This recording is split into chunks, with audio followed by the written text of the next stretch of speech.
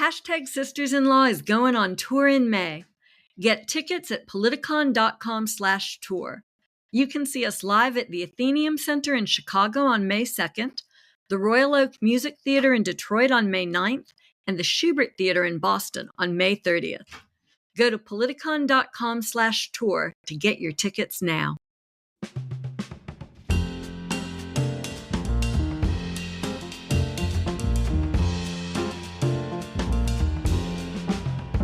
Hi, this is Jen Rubin, and this is Jen Rubin's Green Room. What a week, and it is only Tuesday. Let's see if we can manage to collect all the different strands of what is going on. Well, first, we may actually have a deal to keep the government operating. There are supposedly details yet to be worked out, but perhaps we will get that done. That is good news for the country. That's good news for functional government. The other big news of the day is Donald Trump really took a gut punch in New York. This is the trial involving the falsification of business records of the Trump Corporation. It is in state court. This is Alvin Bragg's case. And what we had was a series of rulings on evidence. The fancy phrase is motions in limine. It basically means what's going to come into the trial and what's going to come out. And it was devastating for Trump. He's not going to get to argue that he is falsely singled out, that this is a selective prosecution. Nuh-uh. The judge says, no way, that's not coming in. He's not going to argue that he did this on advice of counsel. That's not coming in. He's not going to be able to say, well, the feds didn't indict me, or the Federal Election Commission didn't file charges against me. That's not coming in. What is coming in is a whole bunch of damaging information. We're going to hear from not only Stormy Daniels, but from another woman who was part of the so-called catch and kill story.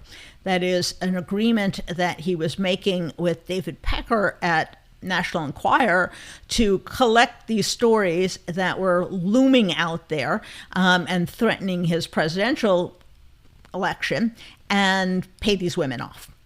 We are going to hear about the Access Hollywood tape. And this is critical. It was only after the Access Hollywood tape broke that he became frantic to shush up these women. He didn't want another episode on top of the Access Hollywood. So that Access Hollywood tape is going to get played in court, and people will understand the intent he had, which was to make sure there are no more Access Hollywoods so he could get elected. So it was really a devastating loss across the board. I'll have a piece out on Thursday that'll go through many more of these. So take a look at the Washington Post. But bottom line, he really got slugged on this. And you understand why he is desperate to avoid trial. He knows that the law is not on his side, and he knows that the facts, if they get to the jury, are going to be devastating. And in some ways, this is a very meta experience. He knew if the facts about his affairs got to the voters, they wouldn't elect him. And now he's afraid that the facts about his scheme to boondoggle and boonswoggle his way into office, if that information gets to the jury, he's going to get convicted. So it's always the cover-up with Donald Trump. It's always the attempt to avoid reality. So that is not going well for him. But there is good news if you are Donald Trump. You have possibly the dumbest and least competent lawyer in the federal judiciary, and that is Eileen Cannon.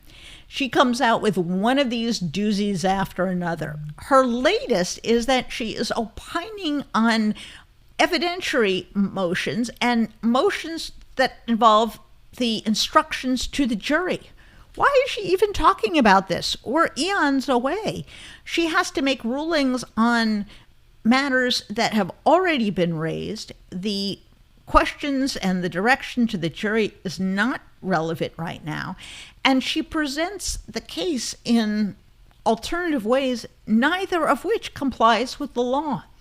This comes on top of her very slow walking of this case. It comes on top of a ruling she still has not finalized, in which the prosecutor says, if you force me to release this information, including witnesses' names, we will have a national security problem. She seems bent on doing that. So what is going on? Is there any relief? Well, it is possible that at some point, we hope it's now, that Jack Smith will take it up to the 11th Circuit on an interlocutory basis, an emergency basis, and say, not only do you have to straighten all this out, but you have to take her off the case.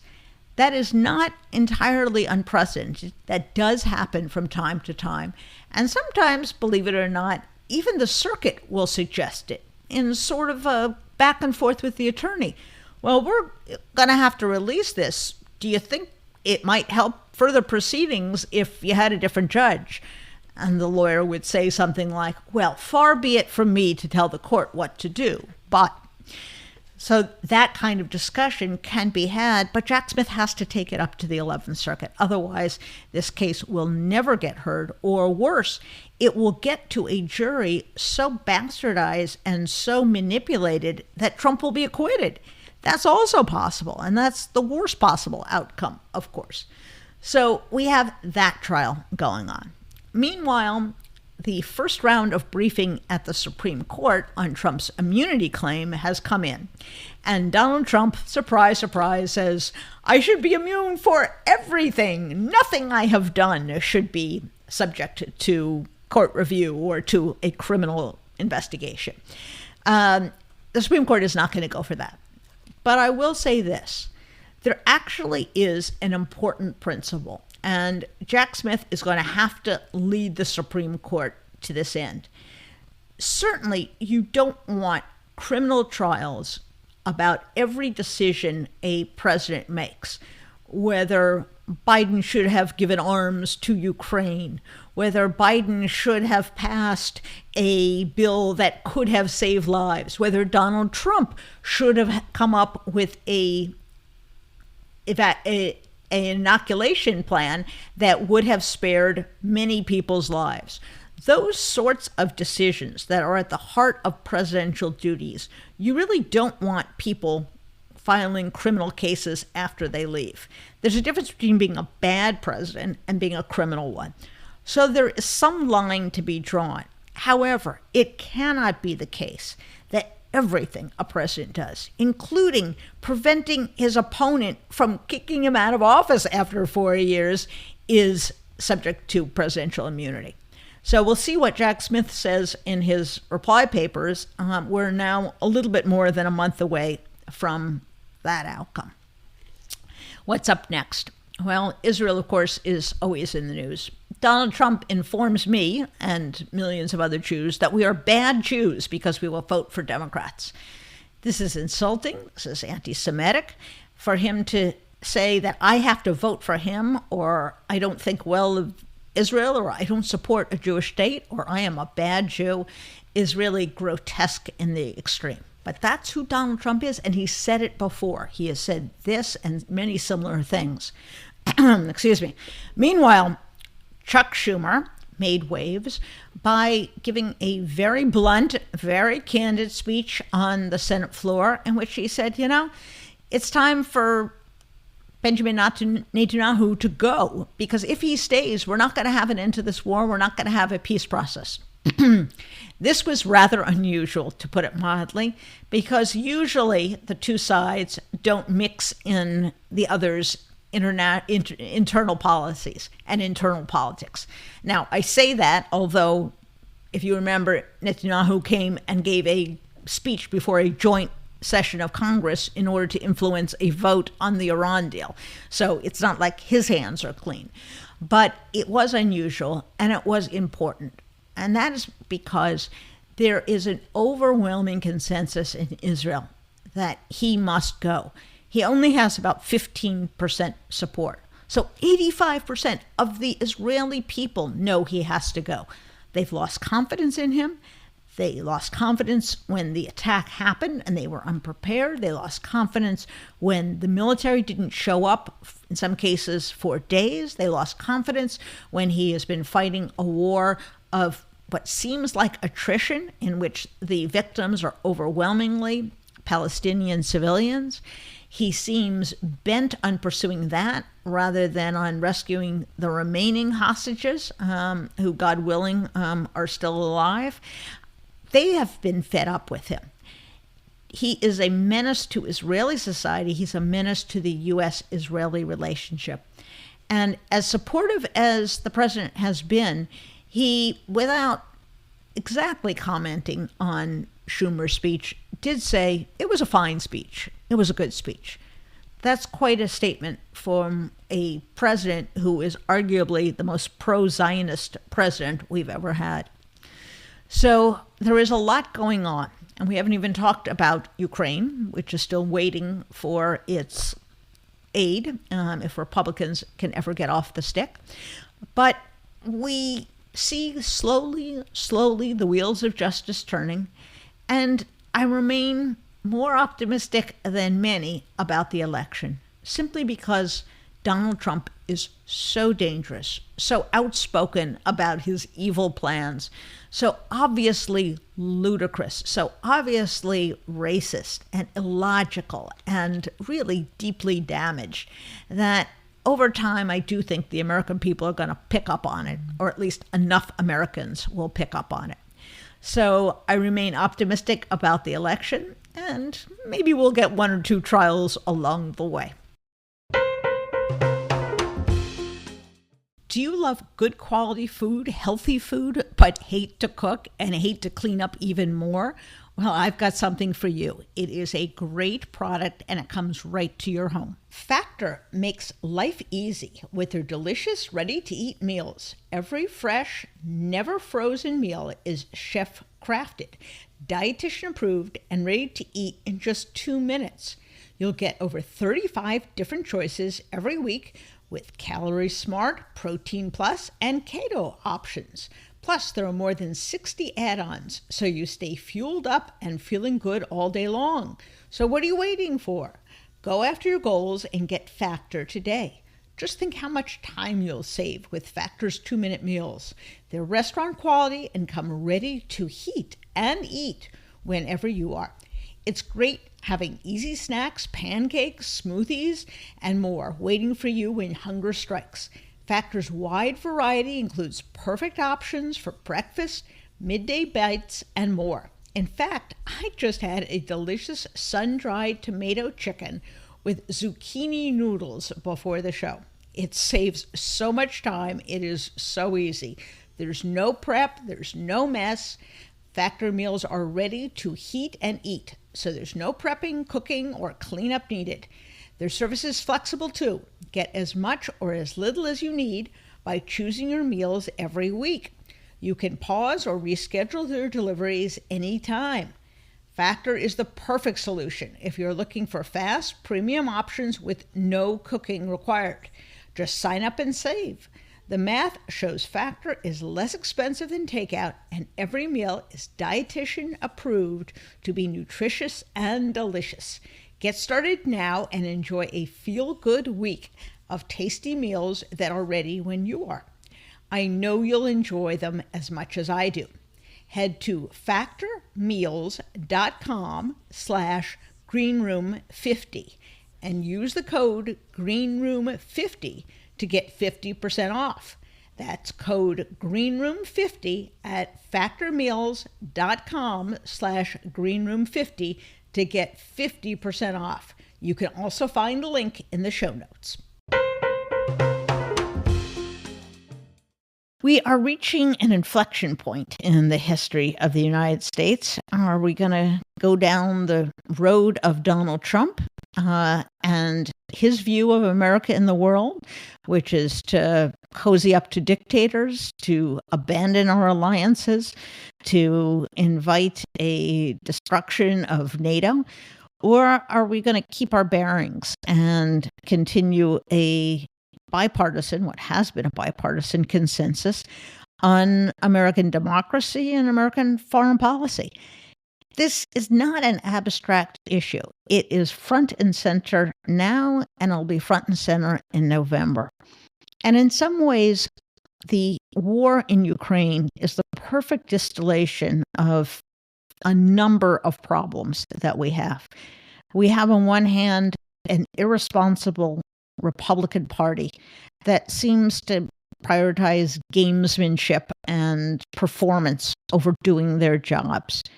We face a public that has an attention span of a flea and seems uninspired, disinterested in the fate of brave patriots who are fighting for their country. And we are in a contest with that very same dictatorship with Russia and its like-minded friends in China and elsewhere. What is going to be the desirable governing philosophy around the globe? Is it going to be the Chinese-Russian model, or is it going to be the American model? It used to be unquestioned which direction we were on, whose side we were on, whether you had a Republican or a Democrat, and that has changed dramatically. And I think there's no better person to explain this than Max Boot, who is a historian, a journalist, really a authority on military history as well as political history. He is a renowned author, as I said, and he is working on a fabulous new biography of Ronald Reagan. So without further ado, Max, welcome to the show. Thanks for having me on. It is my pleasure. It's my pleasure. So I have to start by asking you about your recent trip to Ukraine. Where were you and what did you see there? I was all over the country. It was like a 1,200-mile trek from the south, Odessa, up to up through Kherson, up to Dnipro, up to Kharkiv, which is Ukraine's second largest city, then over to Kiev, and then finally out back to Poland via Lviv, having started in Moldova and winding up in Poland. So it was a really fascinating look at the whole country. I'd been to Kiev before, but hadn't been to the other places. And it was truly inspirational in many ways because I saw how the Ukrainian people are holding up under more than 2 years of war. And, you know, it's remarkable to see, even relatively close to the front lines in Kharkiv or other places, normal life goes on. Even when that means in Kharkiv, it means that they had to open elementary schools and subway stations because the Russian attacks are so heavy that it's not safe to go to normal schools. But the Ukrainian people show a tremendous amount of resilience. They're surviving. Again, a surprising degree of normality in their lives away from frontline areas. But at the same time, it's also a reminder of how fragile this is because we were, constantly interrupted by air raid sirens. And that's a constant reminder that the war has not disappeared. And, we had to go into the shelter at various points. But, I wasn't that worried about it because I know that Ukraine has pretty strong air defenses at the moment. But it may not for much longer because if USA doesn't come through, they won't be able to restock their air defense systems. And the Russians may start causing more damage. And we saw damage that the Russians had caused. I mean, we saw bombed out apartment buildings, including one that was hit while we were there. So this is a constant danger that the Ukrainian people face. And of course, on the front lines, shortly after I was there, the town of Avdiivka fell, the largest Russian gain since May of last year. And that was largely because the Ukrainians just didn't have enough artillery ammunition to keep up with the Russian attack. And that's another reminder of what can happen if the United States doesn't supply the Ukrainians. And it was just so, on one level, it was really heartening to me to see the wonderful resistance of the Ukrainians. And on the other hand, it was enraging to see that their very national survival may be imperiled by these know-nothing MAGA Republicans in Washington who have never been to Ukraine and never seen for themselves the valor of the Ukrainians or the atrocities being perpetrated by the Russians. And I do want to get to that. Absolutely. But let me ask you from the Ukrainian perspective, are they feeling abandoned by the West? Are they bewildered by our behavior? Or are they kind of keeping a stiff upper lip and holding out hope for the best? They're certainly monitoring developments very closely and with great concern. And this was something I heard all over the country. It wasn't just in Kiev, and it wasn't just with senior government officials. It was with ordinary people saying, what's America going to do? Because they know they are truly dependent for their national survival on American support. And it's not just material support, it's also psychological support, because they want very much to feel that they are part of the West and that the West stands with them, because they know that otherwise there's no way they can defeat a much larger country like Russia. And so, yeah, I got questions from ordinary Ukrainians about what's Congress going to do. They're paying very close attention to our legislative process, and they're very concerned about what's going to happen, because they know that their survival as a country and as individuals is going to depend on these decisions being made in faraway Washington. Max and I, for listeners who don't know, spent most of our adult lives in the Republican Party. At least from my perspective, a large part of that, and unlike you, I was born here, my parents were born here, was because they fought and frankly helped win the Cold War. I thought there was nothing more important than the vindication of democracy and freedom over the forces of oppression. And it is just astounding, not only to see them be isolationist, but really to kind of be on the side of Russia. It's as if, Charles Lindbergh wasn't simply advocating we stay out of World War II, but was saying, go Hitler, go Hitler. I mean, are you as just simply amazed and stunned as I am by this? I mean, it's almost incomprehensible. Absolutely. It's certainly incomprehensible for somebody like me. I mean, as you were alluding, I wasn't as lucky as you were. I wasn't born in this country. I was born in the Soviet Union. I came here when I was 6 years old in 1976. And a lot of the reason I became a Republican in the 1980s was because I saw the Republican Party as being the party of freedom, of standing up to what Ronald Reagan called the evil empire. And, that kind of moral certitude was what really drew me into the GOP. So now I'm astonished to see what's happening with the Republican Party, largely because of the influence of Trump and his followers. And as you suggested, I think it's really a reversion to a pre-Pearl Harbor Republican Party. It's really a reversion to the original America First foreign policy of the Republican Party pre-December 7th, 1941, when in fact, leading figures like Charles Lindbergh, they were kind of cheerleading for Adolf Hitler. They were, not only saying that America needs to stay out of European quarrels, but there was a lot of underlying sympathy for Hitler as, somebody who make the trains run on time and stood up to Bolshevism and so forth. And, I thought that we had moved beyond all that, and we certainly had for many decades after 1945. But, I think that Trump has unleashed something very dark and ugly in the Republican Party. And it's not, and I want to stress, this is not the whole Republican Party. This is really just the MAGA wing of the party.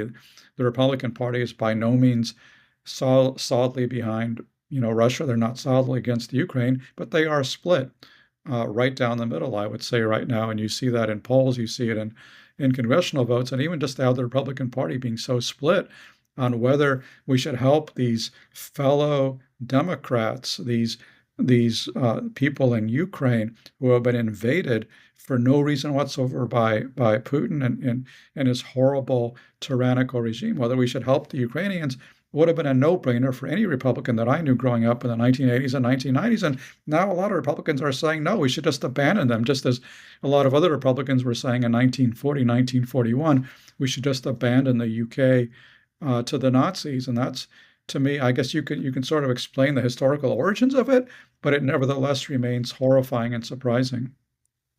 One of the things that I think Americans may not realize, and many Republicans probably don't want to admit, is really what a critical moment this is. How close is Ukraine to the brink? You noted that they've already had to abandon territory that they had won. How desperate are things there? I think things are pretty desperate. I mean, it's hard to know for sure because obviously the Ukrainians don't publicize how much ammunition they have. but there are real concerns that they're running low. I mean, we know that they're getting outgunned in artillery 10, 15 to 1. And we know President Zelensky has said the Russians are gearing up for another major offensive this summer. And they've already lost Avdiivka. They've lost some villages around Avdiivka.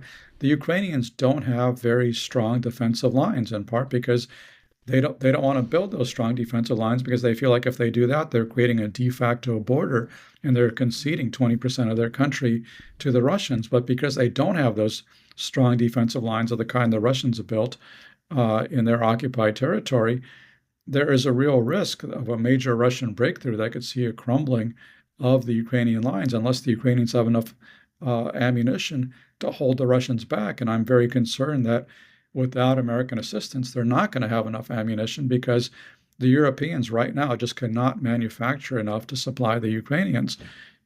Right now, it takes both the U.S. and Europe to keep the Ukrainian war effort going. I think things will change somewhat in 2025, because by then you're going to see a big boost in European and U.S. defense production, and Russia will have a hard time keeping up their current level of spending on the war. But right now, it's really a dire moment where Russia is really gearing up for a breakthrough, and the Ukrainians are just desperately trying to hold them back. And we don't know what's going to happen if they don't get American aid, but I really don't want to find out. It's remarkable. We don't have a single American fighting other than people who go to volunteer individually. Our military forces are not fighting in Ukraine. And really, as a percentage of our defense budget, let alone the percentage of our overall budget, this investment has degraded the Russian military far more than any other comparable investment we've ever made. Talk a little bit about the losses Russia has taken and the state of their own military and their own society, frankly, as a result of the war. Yeah, I mean, I would say this has been the most successful American foreign policy since the end of the Cold War. It's been an awesome payoff. We spent maybe 5% or a little less of the U.S. defense budget. And in return for that, Russia has lost more than 300,000 soldiers killed and wounded. They've lost 2/3 of their pre-war tank force, roughly the same armored personnel carriers. They've lost heavily across the board. I mean, their military is getting walloped. They are suffering massive setbacks, and every single Russian tank that is destroyed in Ukraine, every single Russian soldier who is killed in Ukraine, that's one less soldier, one less tank to threaten NATO allies like Estonia, Latvia, Lithuania, Poland, so many others who are so terrified of a Russian attack. And we're able to basically degrade the Russian threat in Ukraine with, as you said, without risking a single American life. It's a tremendous investment. The Ukrainians have far outperformed expectations. I mean, they have really developed a kick-ass military that has made tremendously good use of all the disparate weapon systems they've gotten from the West. This is not like an issue of Iraq or Afghanistan. There's no question about the Ukrainians being willing to fight. They have 90+% of the public behind them. They have a democratic president and parliament. The cause is righteous. The army is skilled. The Ukrainian people are brave and dedicated. They make tremendous use of our weapon systems, and they're doing tremendous damage to the Russians. But unfortunately, Putin runs a complete dictatorship, and he's been able to conscript more men and ramp up defense industry, put the Russian economy on a war footing. So there's no way that Ukraine can possibly defend itself against this much larger attacker without the kind of aid that we provide. And I think, as you're suggesting, I think it's very much in our interest to continue providing that aid, because it's not just an act of charity, although it is saving a lot of Ukrainian lives, but it's also an act of American self-defense. The Ukrainians are fighting the Russians, so our own troops don't have to. When we look at how we got to where we are, we can look back, frankly, beyond this president and beyond the former president, that Russia made gains and invaded neighbors without much consequence. Looking back on that, was that a mistake or a lack of foresight by the United States in not making a bigger stand when they went to Georgia, when they went to Crimea? Looking back, what should we have done? Yeah, clearly it was a huge miscalculation. I think every president going back prior to Biden operated on the assumption that he could win over Putin and that he could make Putin cease and desist from his aggressive behavior and reach some kind of accommodation with him. And you remember George W. Bush infamously said that he looked in Putin's eyes and saw his soul. And so, for a variety of reasons, we didn't react that strongly when he attacked Georgia, when he intervened in Syria. The Obama administration wanted to do a reset with Putin. Trump came in thinking that Putin was going to be his friend. It's just been, one miscalculation after another. And I think the message that Putin got from that was that he could attack with impunity. That to quote Osama bin Laden, that America was a weak horse or a paper tiger, and that we were not going to stand up for our allies. And certainly we did very little when Putin attacked Ukraine the first time around in 2014, when he illegally seized Crimea and attacked the Donbass. And the Obama administration didn't even send weapons to Ukraine. They only sent non-lethal aid. And so that keeps encouraging him to go further and further. And I just hope that we can draw the line in Ukraine right now, because if we don't, I really fear what's next. I mean, if you listen to Putin's deranged interview with Tucker Carlson, he kept going on and on about Poland. He seems to be obsessed with Poland. And he was speaking very sympathetically about the Nazi invasion of Poland. He was suggesting that Poland caused, the Nazi invasion of its own country, that it was responsible for the German attack. So, Putin clearly has a messianic streak, and he is bent on reassembling the historic Russian Empire. And let's remember, the Baltic republics were part of that. Finland was part of that. Poland was part of that. So we better stop him in Ukraine right now. Otherwise, we don't know where he's going to go next.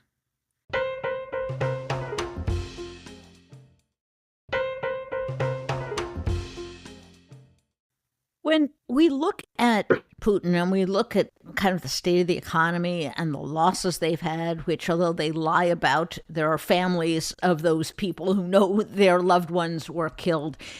Americans have a hard time understanding how strong his grip remains on power. And there always seems to be the hope that, someone will take him out, a military figure, a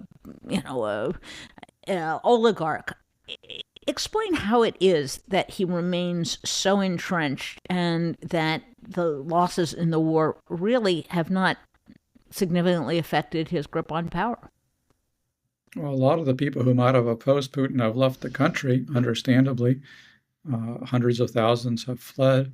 And, he's really cracked down his police state. I would say he's sort of gone from, authoritarianism to quasi-totalitarianism. I mean, he's certainly the strongest individual ruler in Russia since the days of Stalin, which tells you something. And, last year he got rid of Yevgeny Prigozhin, the mercenary leader who challenged him. This year he got rid of Alexei Navalny, the leading dissident and opposition politician in Russia. So Putin has clearly consolidated his grip. And so I think we're smoking something if we think that he's going to get overthrown tomorrow or there's going to be a massive backlash against the war. He clearly seems to be in control. But nevertheless, the assessment of the U.S. intelligence community, from what I've been able to learn, is that they think that Putin is going to have trouble continuing his war effort at the current level into next year, not because there's going to be a popular rebellion, but because there are simply limits to his ability to extract more resources out of his economy amid, tough Western sanctions. They do take a toll, even if they haven't stopped the Russian onslaught. And his ability he's still expending more munitions than he's manufacturing. And he's had some trouble mobilizing soldiers. He hasn't had a mass mobilization since the fall of 2022 because he knows it's unpopular. He really wants the kind of the marginal people, the marginal men in Russian society from poor villages outside of the center of power. He wants those people to be the conscripts or prisoners or others. He doesn't want to have to round up a lot of young men in Moscow and St. Petersburg because he knows that could bring a major backlash. So, yeah, I mean, I think he's in complete control of Russian society for the time being, but I think there are still constraints on his ability to wage war, which will become more pronounced over time. And I think as you saw with those brave demonstrations by people at Alexei Navalny's funeral, there's still a lot of people who understand what an awful human being and what a terrible leader Putin is, and a lot of Russians who are still willing to say and do the right thing. And so that desire for freedom has not gone away. It's just been suppressed by Putin's draconian police state. And I don't know if Americans appreciate, thousands of people turned out that funeral. There were mounds of flowers that were dropped there.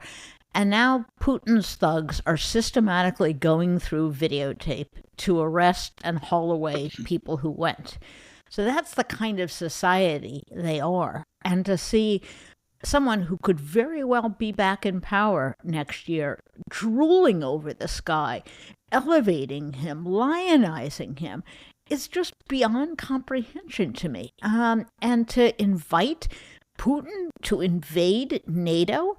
By the way, this is asking him essentially to invade us because, as you know from Article 5, an invasion against one, one is attack against all of us. So this is mind-blowing. This is, treasonous in the late term of the word. How in the world do you think he has gotten to this point? And what are Americans missing here? I mean, do people just not care in America anymore? Yeah, it kind of makes you wonder. I think we're both kind of scratching our heads. I mean, nothing seems to matter, right? The fact that Trump is rooting for this evil dictator who invaded his neighbor doesn't seem to matter. His conviction in a case, alleging that he committed sexual assault doesn't seem to matter. The fact that he's been indicted on 91 felony charges doesn't seem to matter. The fact that he incited an insurrection against the United States and tried to overthrow a free election, nothing seems to matter. I mean, I don't understand. I mean, honestly, I've lived in this country for almost my entire life, for almost 50 years. And there are times when I think I just don't understand this country. I mean, I thought I did, but I feel like I really don't. And even like a couple of years ago, if you told me that Trump was going to be indicted 91 times and he was going to see an increase in popularity as a result, I wouldn't have believed it. But that is kind of where we're at. And I mean, just the fact that I would say, however you interpret recent polls, and obviously there's a lot of controversy, but I would say, he's certainly got a 50-50 chance of becoming elected president. And the fact that he has any chance, the fact that I would be shocked if he had like a 10% chance, to say nothing of like a 50% chance. I don't understand how people can vote for this guy and ignore his record or his deranged, promises to seek retribution and tear up the Constitution, all this other stuff. I mean, do they just not know? Do they not care? For some people, it's a selling point. It's all just, so appalling. I have to just pray that there is some good sense left in this country when the actual election rolls around. It is appalling and disappointing that, that we live in a country that is a hairbreadth away from really going over the edge, and has already adopted and normalized, all of this behavior that is so horrendous and so objectionable.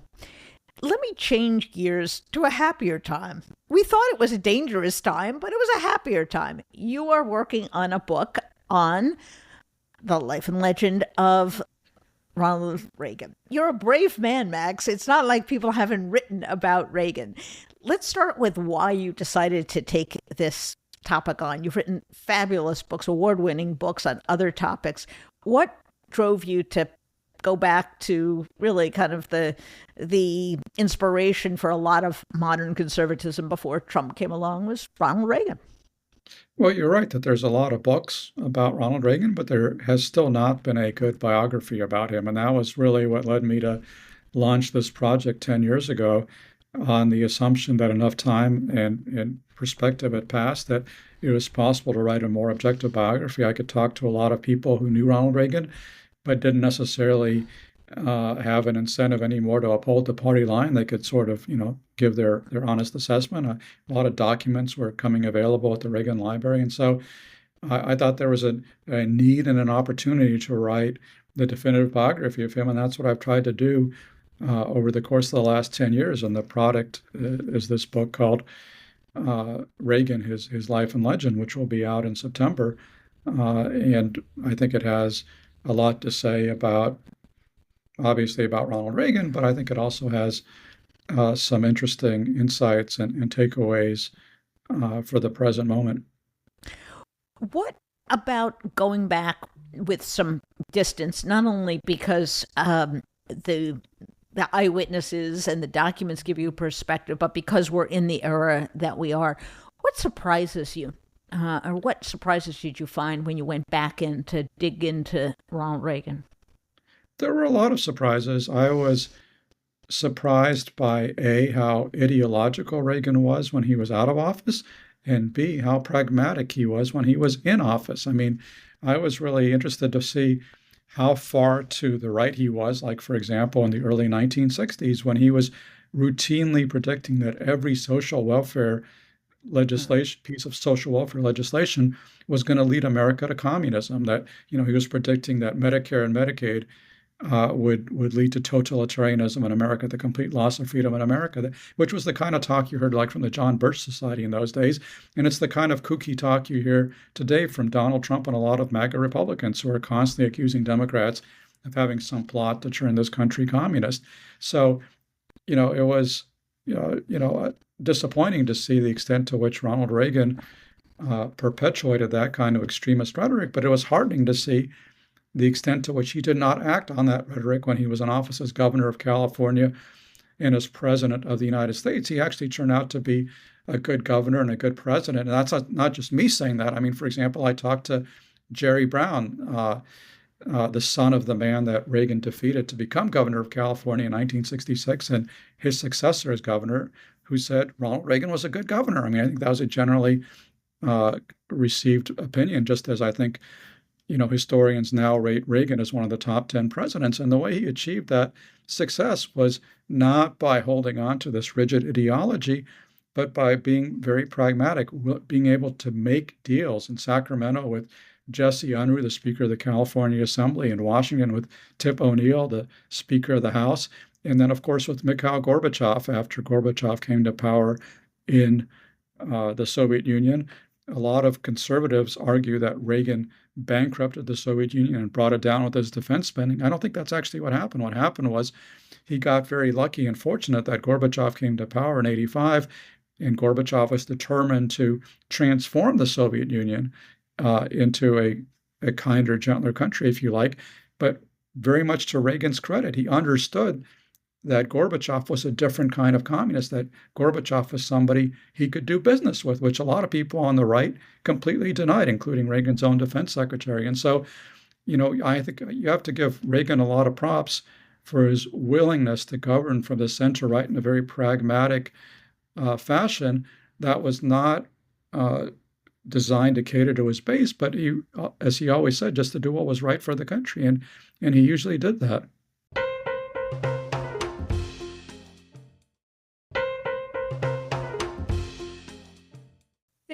A perception of Reagan, both at the time and in retrospect, that he was kind of out of it, kind of doddering, wasn't too bright, was lazy. Where do you come out on his sort of command of the office, his command of the facts? Was he engaged? Was he in full command of what was going on? I mean, he certainly knew what was going on, and he was well informed about things that interested him.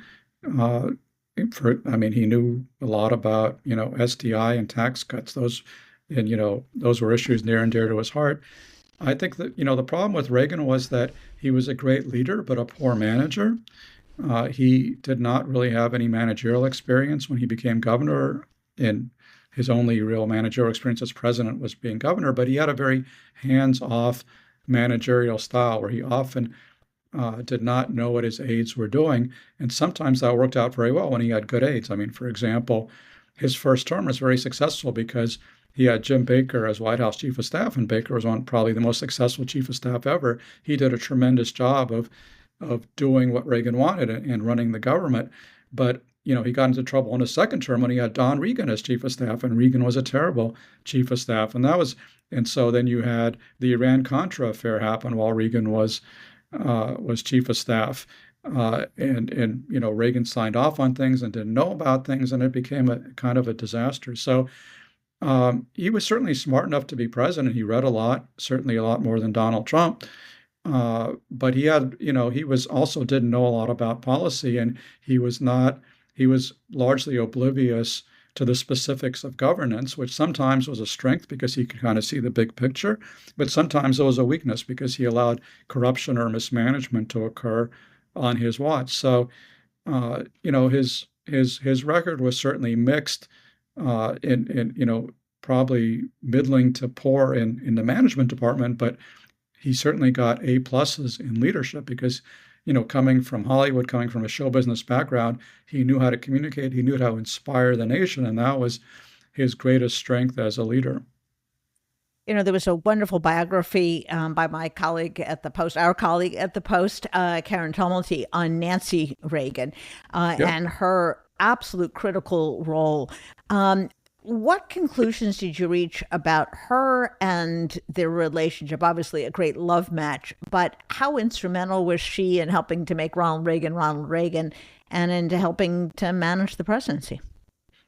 Well, I think Karen's biography of Nancy Reagan was a tremendous achievement, and I don't dispute a single word that she wrote in that. I think she nailed the story. But for my own research, I know talking to Stu Spencer, who was Reagan's longtime political consultant going back to 1966. Stu ran every single winning campaign that Ronald Reagan ran.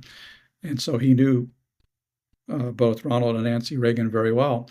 And what Stu said to me was that, something that other Reagan aides said as well, that Ronald Reagan would have never been president without Nancy Reagan, that he certainly had a lot of the leadership potential. He had the communication skills. He was not only a great speech giver, but a great speech writer.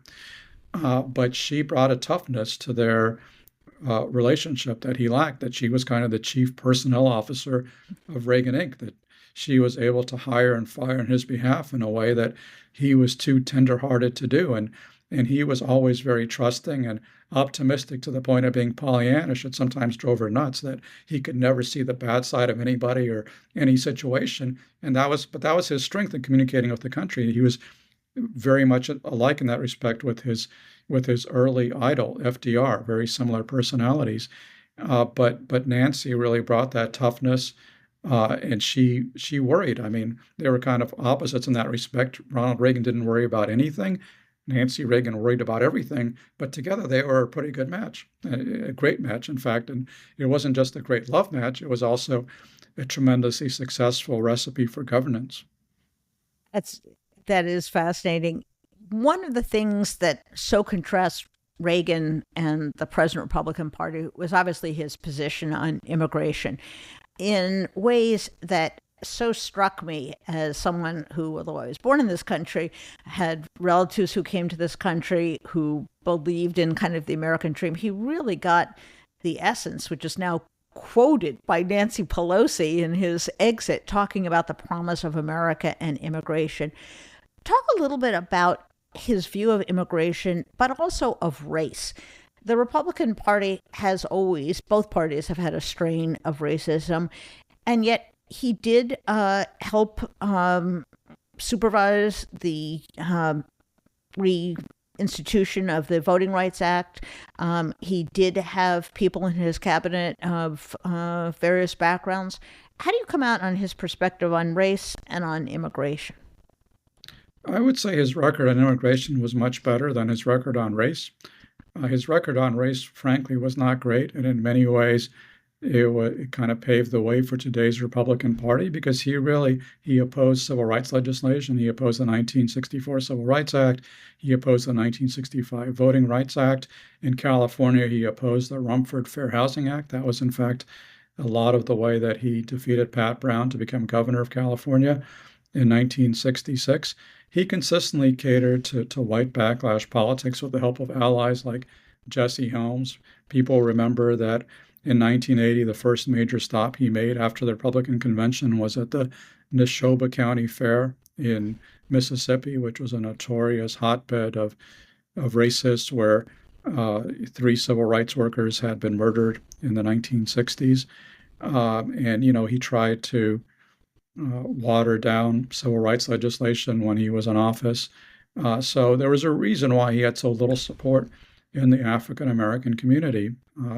He certainly did not engage in the kind of open, race baiting that a George Wallace or something like that did. But there was certainly a sense throughout his career that he was sort of giving a wink and a nudge to this white backlash politics that had developed since the mid 1960s. But his record on immigration was very different. He was very pro-immigration, and he even refused to speak about "quote unquote" illegal aliens. He wanted to call them undocumented immigrants.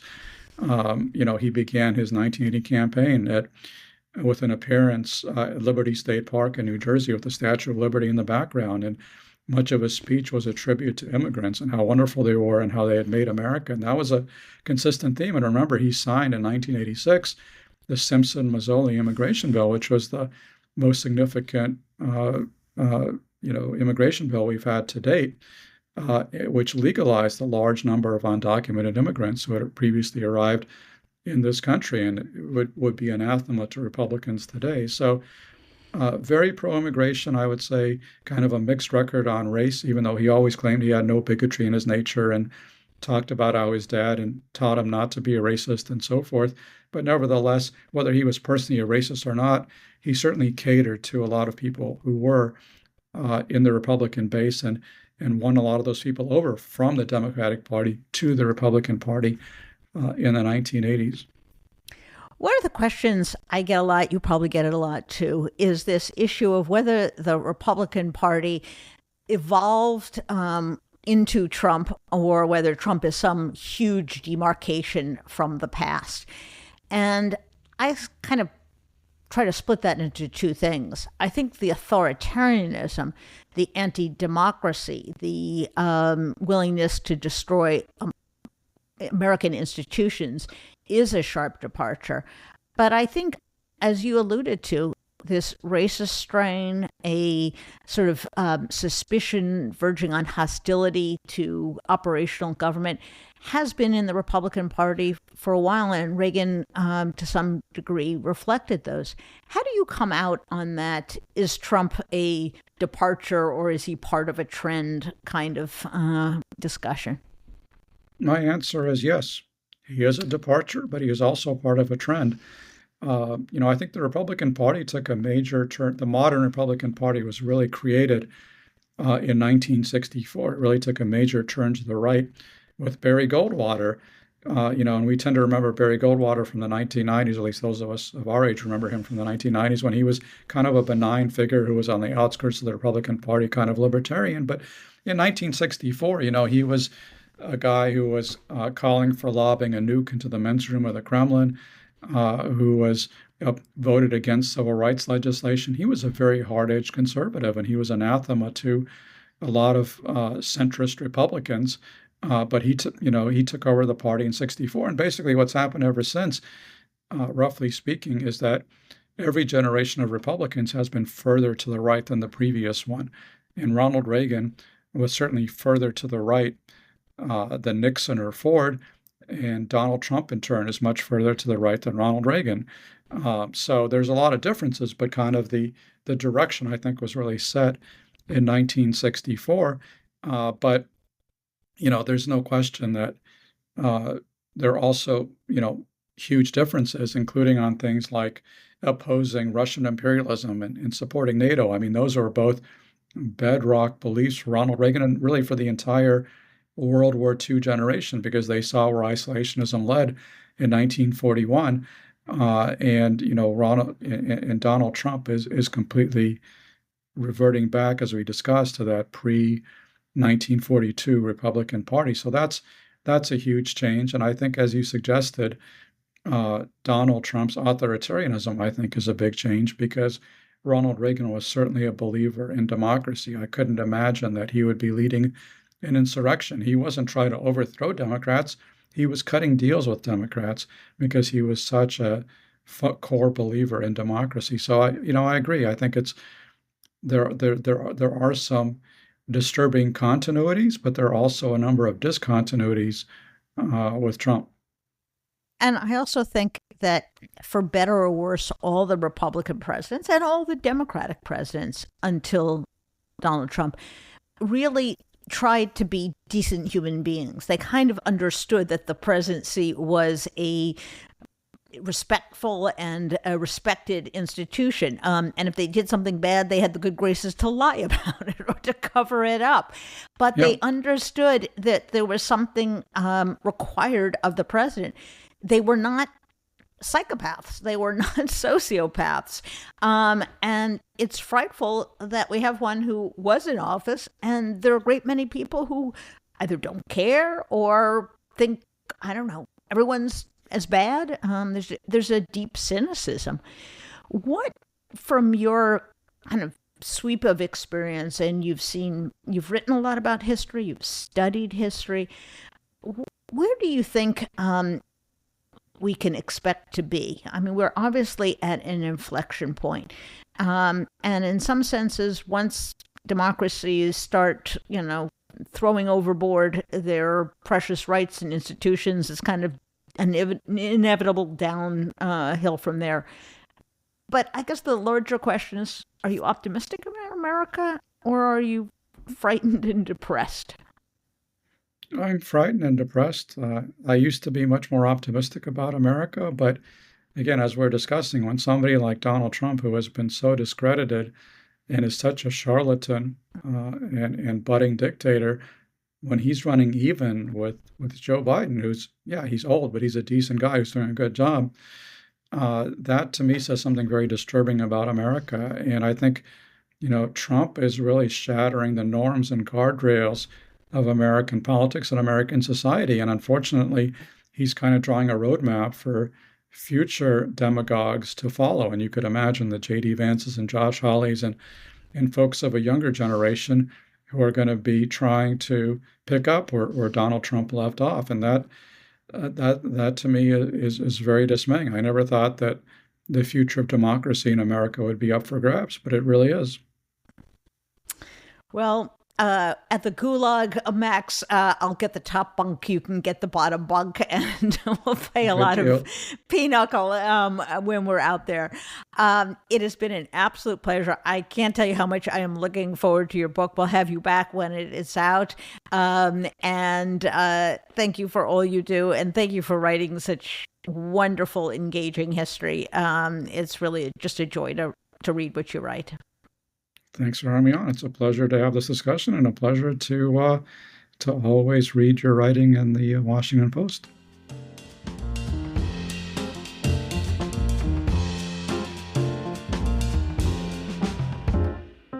And that was Max Boot.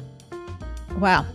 What an interesting discourse on democracy, America, the Ukraine war, Ronald Reagan, and it is disturbing because in prior elections before 2016, you could vote for one candidate or the other candidate and be upset if your guy lost, but be reasonably certain that the country was going to be just fine. Back when I was a Republican, I voted for John McCain. I thought he was a heroic figure. I thought he was a stalwart patriot and defender of freedom around the world. But when he lost, I knew that the country would be fine, that Barack Obama was a good and decent man, and that whatever strengths and weaknesses he had, he was not going to attack the foundations of our country. We no longer have that luxury. We no longer have the luxury of assuming that whoever is in office is going to care about American democracy, about decent behavior, about alliances, about a world order that keeps us secure and keeps us prosperous. Everything is literally, it's actually not literally, it is actually up for grabs. We are facing an existential question. And we're not going to get the Supreme Court to get us out of this and dispense with Donald Trump. We're not going to have some intervention from on high. This is us. This is the American people. And what Max and I were belaboring a bit was our sense of disbelief and disappointment in our fellow Americans. Not those of you who have the wherewithal and the interest to listen to a program like this, or even people who disagree with what I have to say, but are informed, are patriotic, have definite ideas about how to improve America. I'm talking about the millions and millions who seem to either have checked out or have affirmatively thrown their lot in with an authoritarian. Yeah, we need a strong man. Yeah, this democracy is too much of a hassle.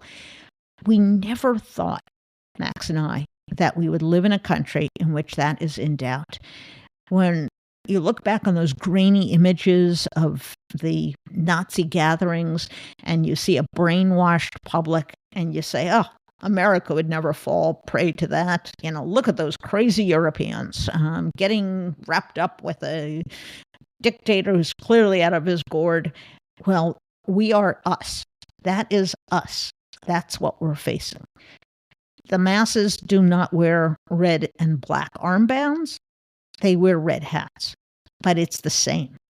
And we have to, if we cannot persuade them, we have to outvote them, because nothing less than the survival of American democracy and the American experiment is at risk. So keep alert, keep working for democracy, keep reading, and keep an eye out for Max's book. I know it's going to be terrific and revelatory. And if you like this program and you like our other programs, please tell your friends. They can follow, they can subscribe to Jen Rubin's Green Room at Spotify, YouTube, Apple Podcasts, or wherever they get their podcasts. Bye-bye.